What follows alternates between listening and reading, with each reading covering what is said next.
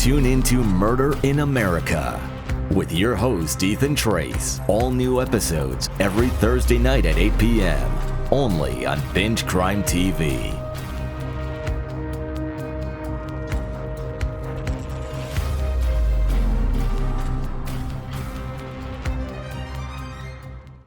Welcome back to part 4 of Jonathan Fleming's story on Binge Crime TV. I'm your host, Ethan Trace. So, Jonathan, did you ever think that you would be convicted of murder? Oh, not at all. I was with my family in Florida, and I knew I had the evidence that could prove my innocence, so I would have never in a million years thought that I would be found guilty of a murder that I didn't commit. Never. Definitely understanding. You had everything in your favor. You had all the evidence. Like, if that had happened to me, I would be like, I ain't got anything to worry about. If they would have offered me, like trying to get for me to get a conviction, if they would have offered me 5 years, I would have said no. If they would have offered me 2 years to just take this conviction for 2 years, I would have said no, because I know I didn't do it. So there's no way I'm going to plead guilty to standing on business crime that I didn't do. Yeah, standing on business. Yes. We appreciate that. So you had the witness who was essentially blackmailed into making a statement so that she could avoid going to prison and having her baby in prison. Did she ever try to recant her statement? Yes, she did.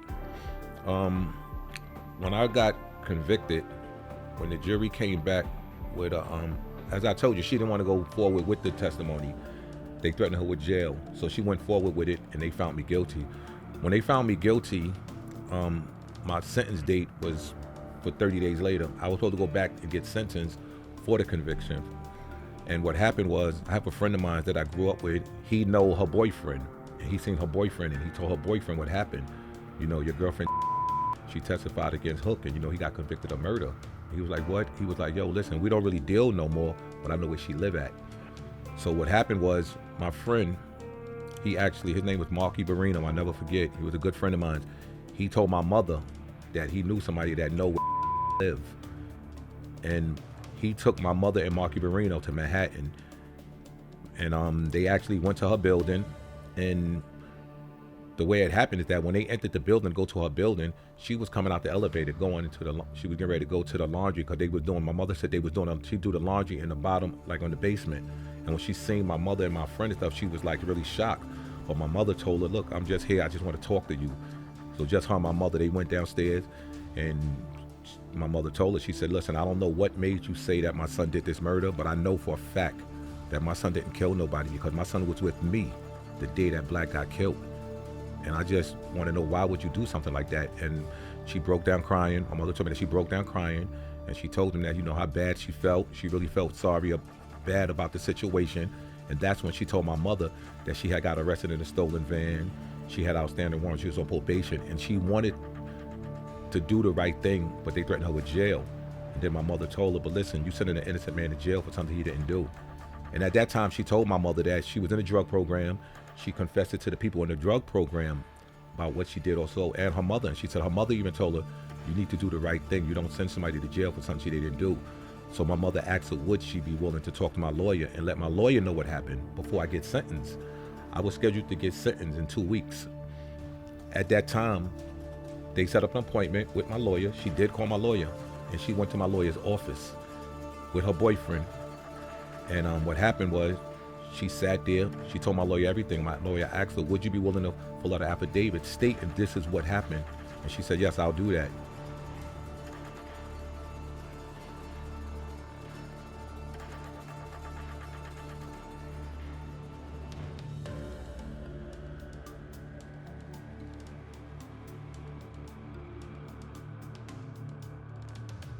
She sat down, she was writing an affidavit, everything.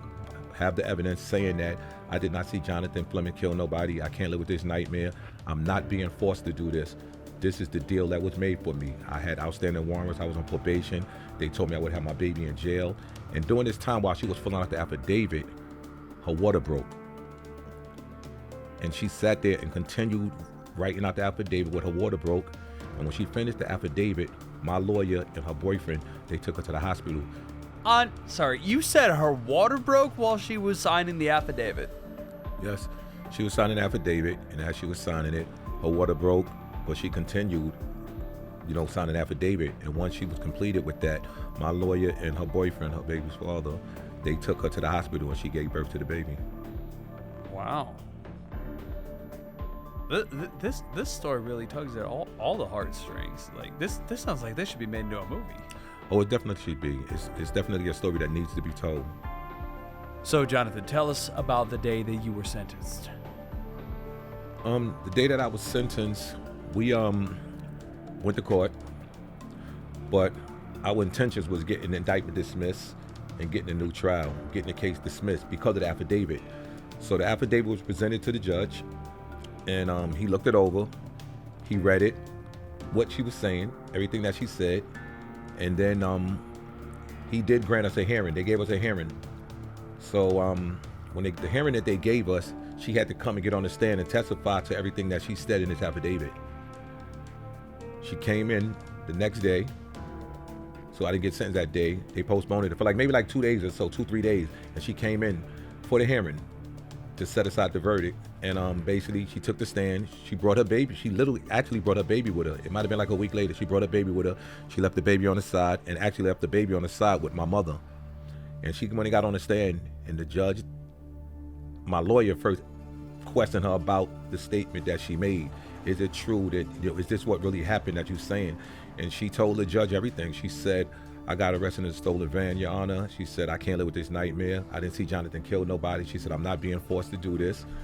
And then she said, Your Honor, even, this is what she told him. She said, when I came to the Wade hearing, she told me when I came to the Wade hearing, and they told me they were gonna have me come back the following day, she said the reason they did that was because I was telling them then that he didn't do it. I didn't want to go through with it for the Wade hearing, but I was forced to do it then because they told me I would have my baby in jail. And then the judge was like, well, they told you that I said that I would lock you up. And she said, no, they told me I would have my baby in jail if I don't get up there and tell you what I said at the grand jury.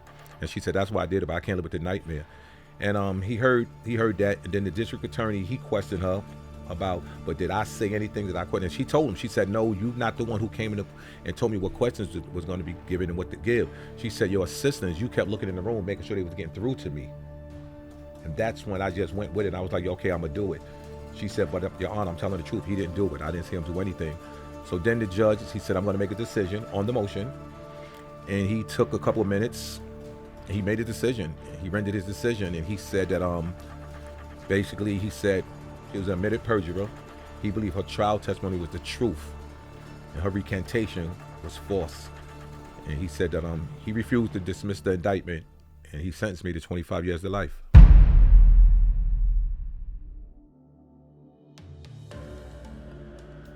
So he heard her statement, and which was in reality the truth.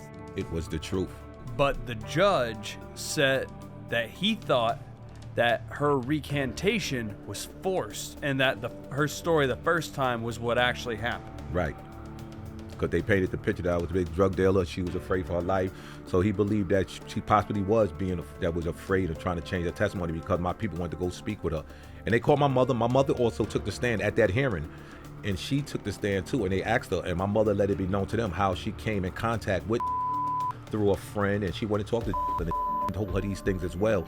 And she said nobody forced I asked would she be willing to get in touch with the lawyers and tell the lawyers what took place, how they made you. And she said, and that's when he said it. And he said that she told me she would. And then took it upon herself and she called a lawyer and she went and seen a lawyer. Nobody forced her to do anything. My mother even took the stand and said that. Don't go anywhere and stay tuned for part 5 of Jonathan Fleming's story on Binge Crime TV. Justice is the color of green. I didn't have the money. If I had the money, my attorney would have definitely picked up my case and read my transcripts. All it would have took for them to just pick up my transcripts and read the transcripts and see everything that happened, and a lawyer would have took my case. We're going to just bill you, and when we prove your innocence and you win your civil case, you'll just pay us then. He said, that's how much we believe in your innocence after going through all of the paperwork and everything. We believe that you're innocent. She was on her way home. When the train came, he pushed in the train tracks. They may see me smiling and laughing on the outside, but they don't know the pain that I go through. They don't know what I seen. And nobody know what it's like doing 24 and a half years in prison for something you didn't even do.